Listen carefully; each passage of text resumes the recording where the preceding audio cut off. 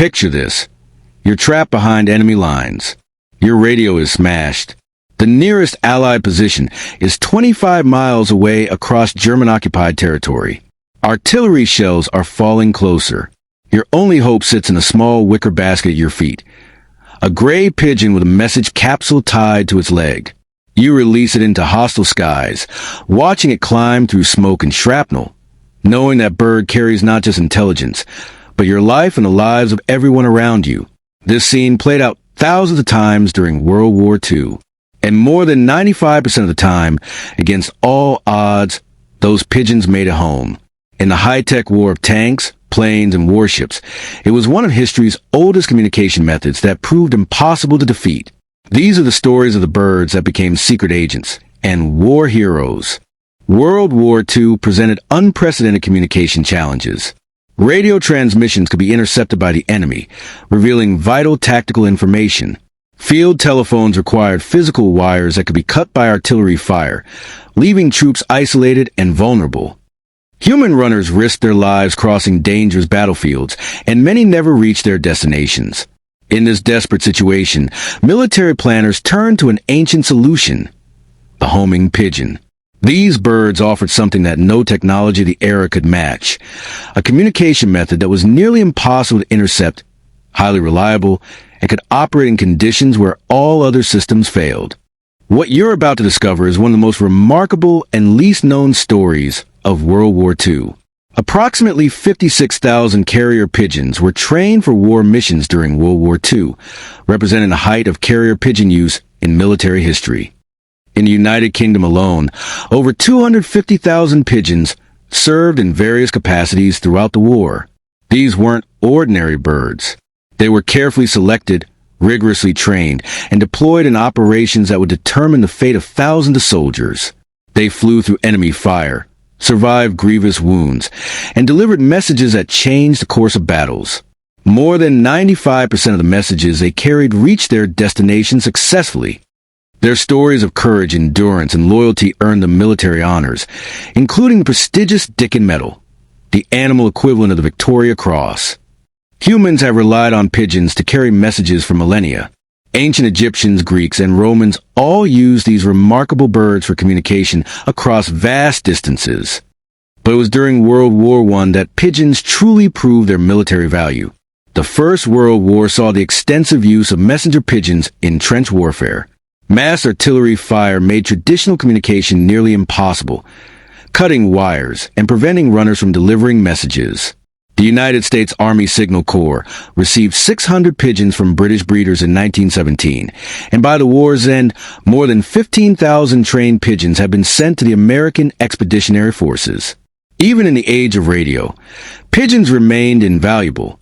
Radio communications could be intercepted, decoded, and used against Allied forces. Pigeons offered a secure alternative that the enemy couldn't easily compromise.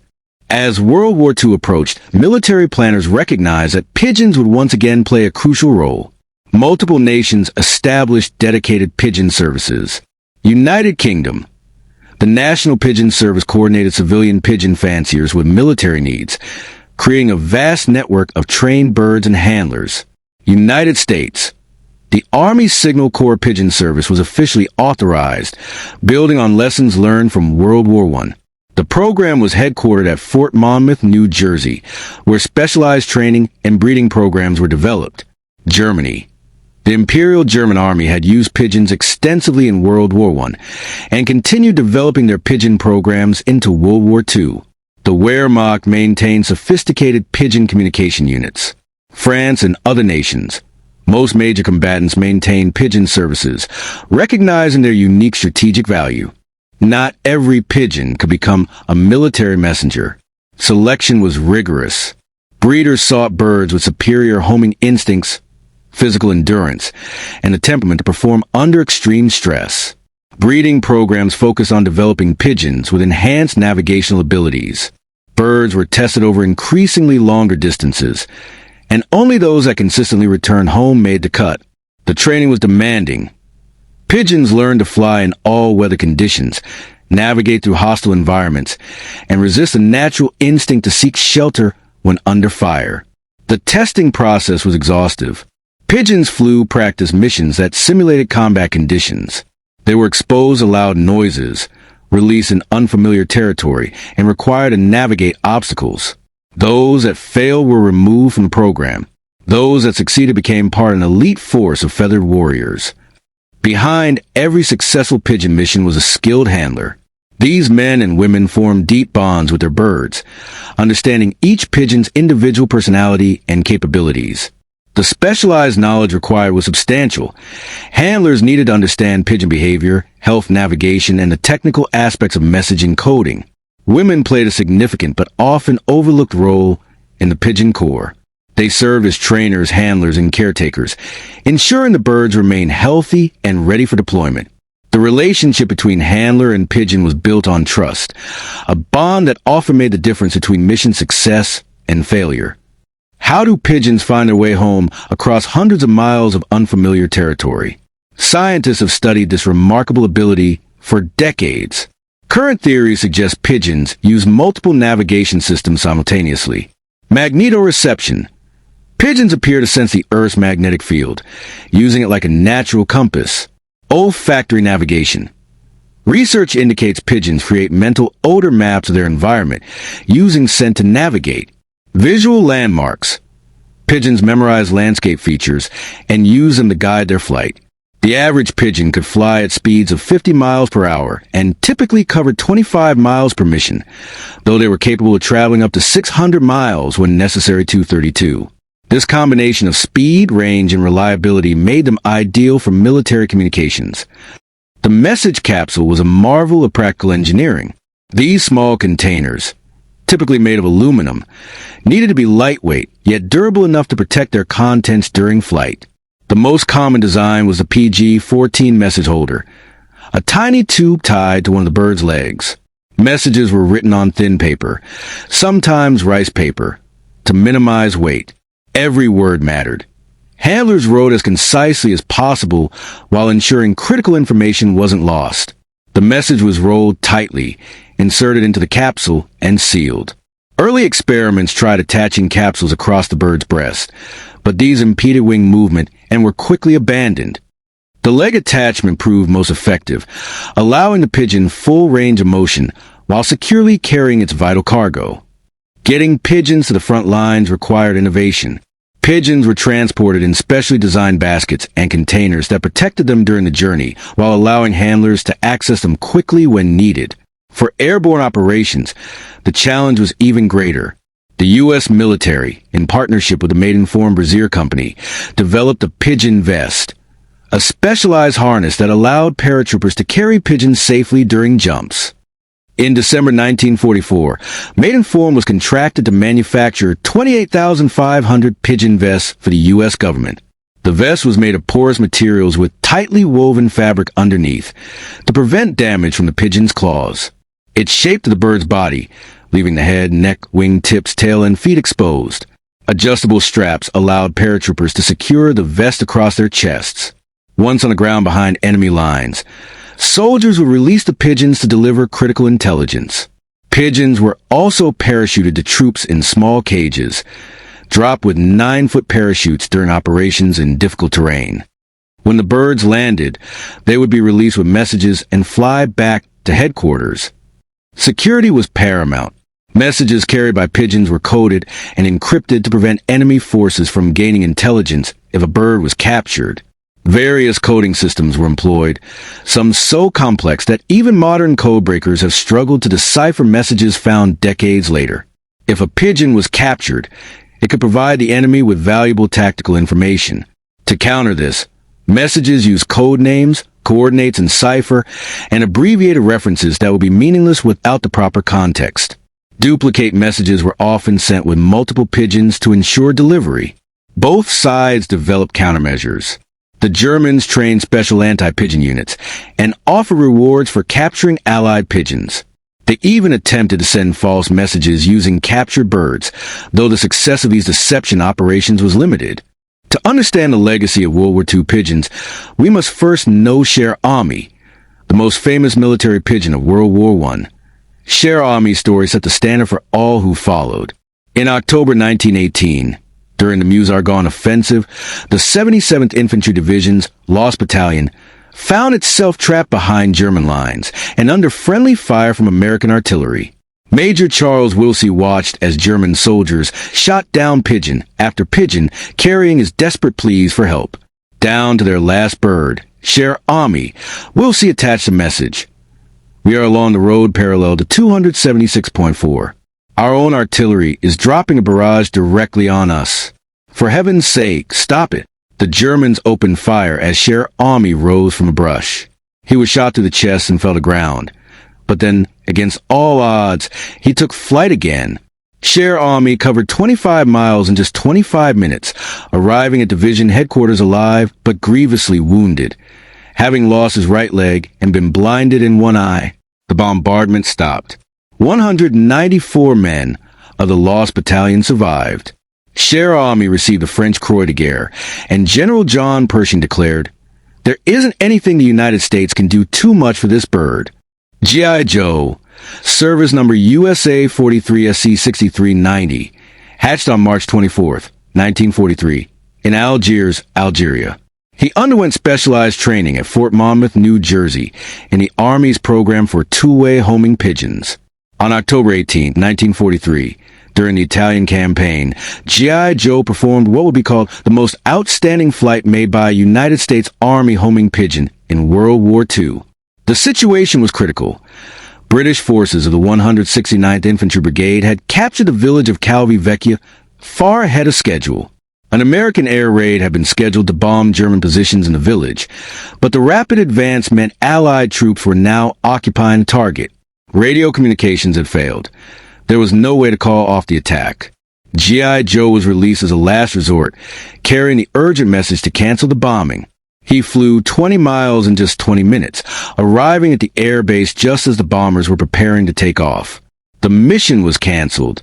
Over 100 Allied soldiers and countless Italian civilians were saved from certain death. On November 4th, 1946, G.I. Joe was presented with the Dickin Medal for Gallantry by Major General Charles Cately at the Tower of London. He was the 29th recipient and the first non-British animal to receive the honor, the equivalent of the Victoria Cross or Medal of Honor for Animals. G.I. Joe lived to the age of 18, spending his retirement at the U.S. Army's Churchill Loft at Fort Monmouth. After his death in 1961, he was mounted and displayed, first at the U.S. Army Communications Electronics Museum, and later at the U.S. Army Heritage and Education Center in Carlisle, Pennsylvania. Kaiser's story is unique in military pigeon history. He was born in Koblenz, Germany, in February 1917, bearing an aluminum identification band marked with the Imperial German crown, 17-0350-47. After training, Kaiser entered frontline service, flying messages for German troops in northern France. But in October 1918, during the Meuse-Argonne offensive, American troops of the 28th Infantry Division captured a German trench line. Among the seized equipment was a pigeon basket containing Kaiser and 9 other German birds. When the war ended on November 11, 1918, Kaiser remained in American custody. Rather than being released, he became a prisoner of war. In July 1919, Kaiser arrived in the United States aboard the USS F.J. Luckenbach and was paraded with other captured birds for recruiting purposes before being settled at Fort Monmouth, New Jersey. But Kaiser's story didn't end with World War I.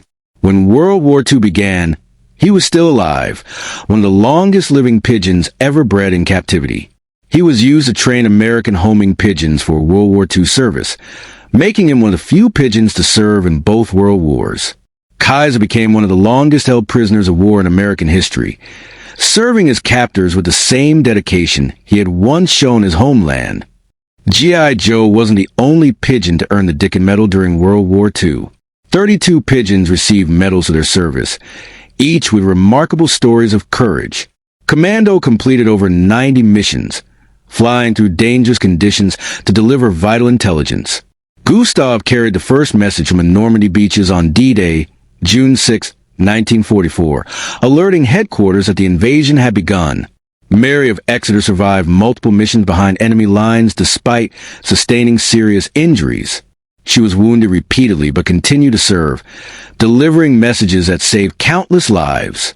Patty flew the fastest recorded time of a message from a Normandy invasion, covering 230 miles in 4 hours and 50 minutes.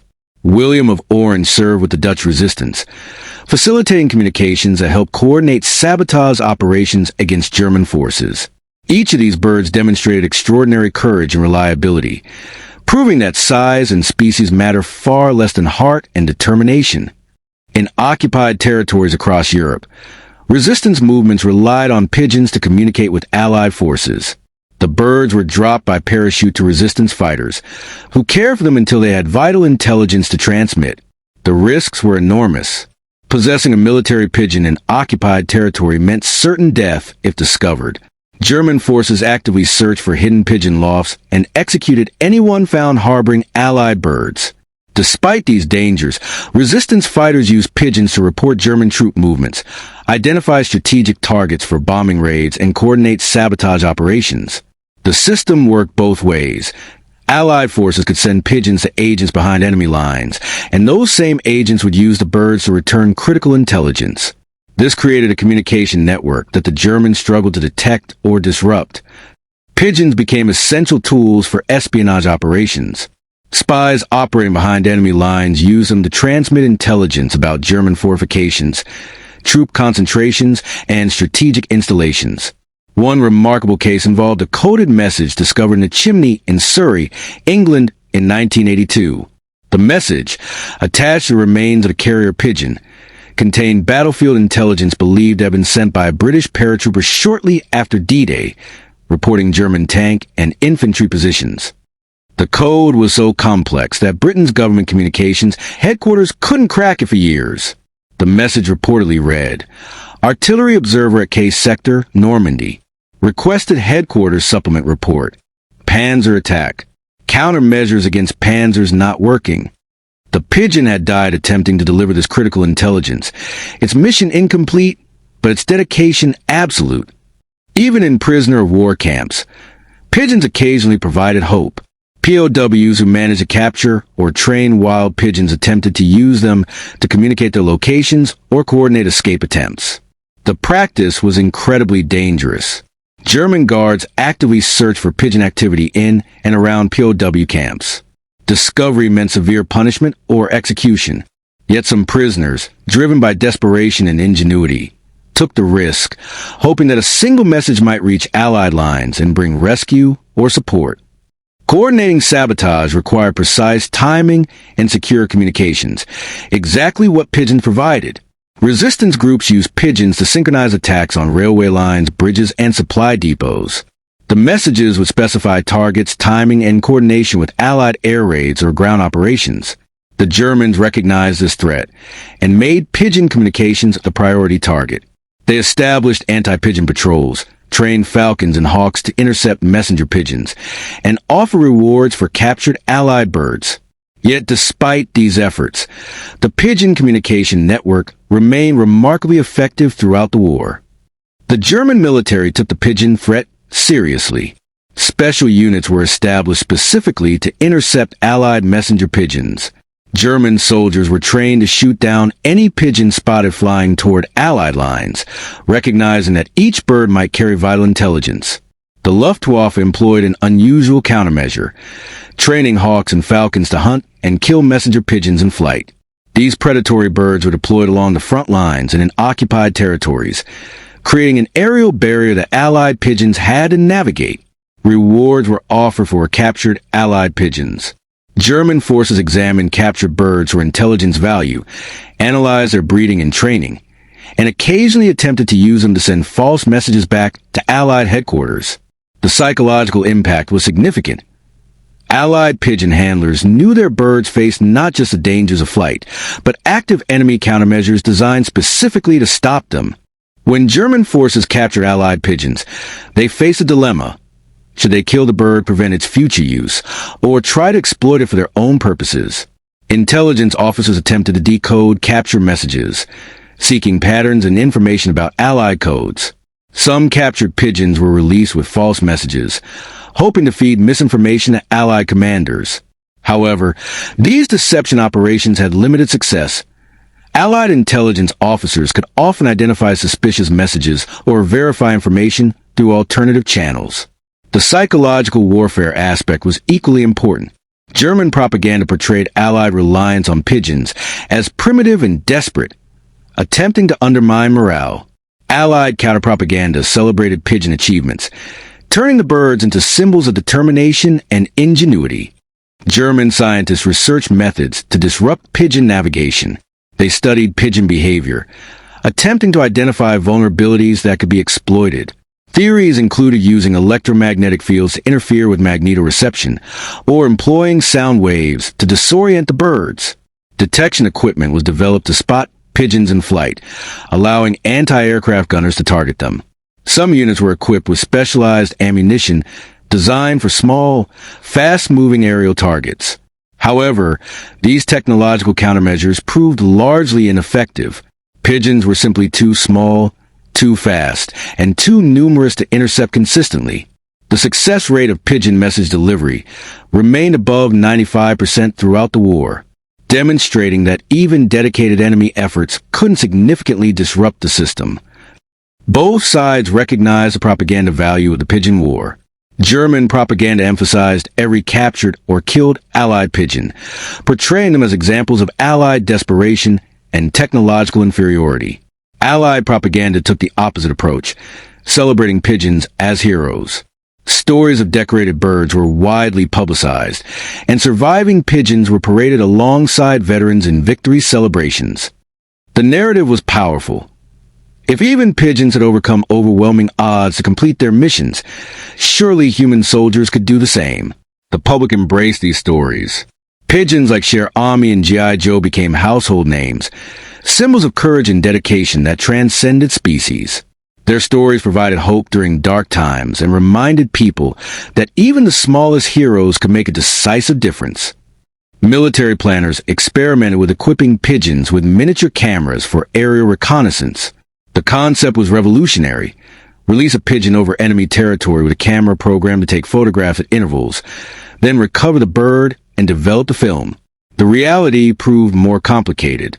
Camera weight was a limiting factor, and controlling what the pigeon photographed was nearly impossible. However, some successful missions were conducted, providing valuable intelligence about enemy positions and fortifications that would have been too dangerous to obtain through conventional aerial reconnaissance. Pigeons contributed to meteorological research during the war. Birds released in various weather conditions provided data about wind patterns, storm systems, and atmospheric conditions. Their ability to successfully navigate or inability to fly in certain weather helped meteorologists understand and predict conditions that affected both air and ground operations. Scientific research conducted using military pigeons led to unexpected discoveries about avian navigation and sensory capabilities. These findings contributed to post-war advances in understanding animal behavior and navigation systems. Pigeons were employed in search and rescue operations to locate downed pilots and crashed aircraft. Specially trained pigeons could be released over suspected crash sites, and their behavior, circling, landing, or returning without completing a full flight, could provide clues about locations that ground searchers should investigate. The success rate was modest, but in cases where pigeons did help locate downed airmen, the results were life-saving. These operations demonstrated the versatility of pigeon communications beyond simple message delivery. Beyond their tactical value, pigeons provided psychological support to soldiers. Caring for and training the birds gave soldiers a sense of purpose and connection to something living and responsive. Many units adopted pigeons as mascots, forming emotional bonds with birds that represented home and hope. The act of releasing a pigeon with a message was itself psychologically significant. In moments of extreme danger and isolation, sending that bird toward friendly lines represented the possibility of rescue, reinforcement, or simply acknowledgement that someone knew they were there and fighting. That psychological comfort was, in many cases, as valuable as the tactical communication the birds provided. The Dickin Medal, established in 1943 by Maria Dickin, founder of the People's Dispensary for Sick Animals, PDSA, became known as the Animals Victoria Cross. 32 pigeons received this prestigious honor during World War II, more than any other type of animal. Beyond medals, memorials were erected to honor the service of military pigeons. On July 5, 1960, a pigeon memorial was dedicated at Fort Monmouth, New Jersey, as part of the Signal Corps' 100th anniversary celebration. The pigeon atop the memorial fountain was modeled on G.I. Joe. The plaque read, "A memorial to homing pigeons in combat. Courage, loyalty, endurance." The last pigeons in U.S. Army service remained at Fort Monmouth until 1957, when the Army shut down the pigeon service. 15 hero pigeons were donated to zoos across the country, and hundreds of others were sold to the general public. Many decorated pigeons are now preserved in museums, including Cher at the Smithsonian's National Museum of American History, ensuring their stories continue to inspire future generations. The military pigeon programs of World War II contributed significantly to scientific understanding of animal navigation. Research conducted during and after the war advanced knowledge of magnetoreception, olfactory navigation, and avian sensory systems, findings that influenced fields from biology to engineering. While pigeons themselves became obsolete as communication systems with the advancement of reliable radio and satellite technology, the lessons learned from pigeon communication influenced the development of redundant, decentralized communication networks. The principle of sending duplicate messages through multiple channels, pioneered with pigeons, remains a foundation of modern communication security. The stories of military pigeons captured public imagination and found their way into literature, film, and art. Books celebrating their achievements became bestsellers, and films featured their dramatic missions. Public memorials and museums dedicated exhibitions to military animals, with pigeons prominently featured. The Postal Museum in London maintains extensive collections documenting pigeon post in Warfare 7. The National Museum of American History holds Kaiser, G.I. Joe, Anzio Boy, and Global Girl in its collections 25. These institutions ensure that the remarkable contributions of these birds remain part of our collective memory. The fascination continues today. Stories of wartime pigeons regularly appear in documentaries and historical programs, introducing new generations to these unlikely heroes. Their legacy reminds us that courage comes in all forms and that intelligence and dedication transcend species boundaries. While carrier pigeons are no longer used in military operations, the World War II pigeon programs influenced modern practices in using animals for military purposes. Today, animals including dogs, dolphins, and even bees are employed in various military and intelligence capacities. The ethical considerations that emerge from World War II animal programs continue to shape policy. Questions about the appropriate use of animals in warfare, their treatment, and recognition remain relevant. The precedent set by honoring military animals with medals and memorials established a framework that continues today. The future of animals in military operations remains uncertain. As technology advances, many roles once filled by animals are now performed by robots and drones.